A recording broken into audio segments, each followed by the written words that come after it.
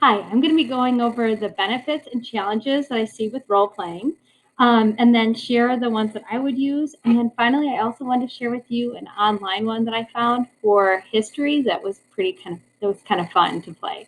So first of all, some of the benefits of role playing is it can really increase student engagement, and it's also really relevant, I guess, to their lives. So you can choose scenarios that are relevant.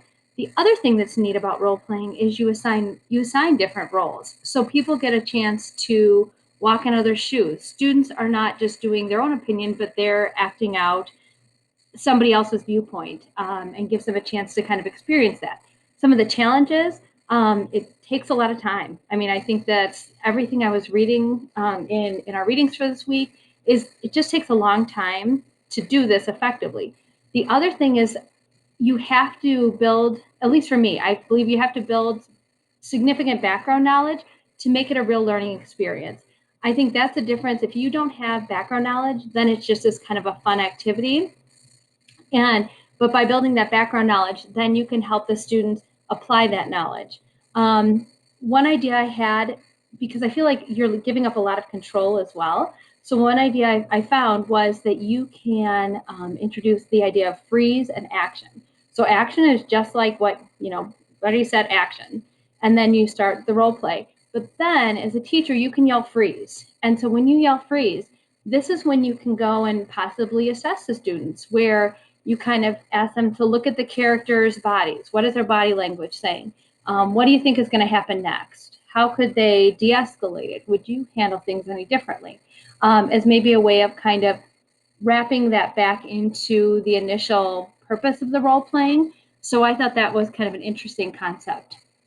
I can see myself using all of the types of role playing, probably the impromptu the most, at least as a new teacher, until I become more confident with it, as a way to kind of help students reinforce what they've been learning. So give them a chance to practice what they've been learning in the classroom setting, and also introducing it as a way to scaffold the learning. And finally, with most of what we were talking about is really focused on kind of in person, sitting down as a group and acting something out.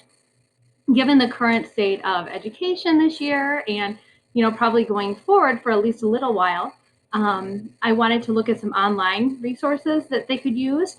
And so I found this one that was actually very fun. It was talking about medieval jobs and the types of things that medieval people believed, and it kind of reflects a lot of their cultural values.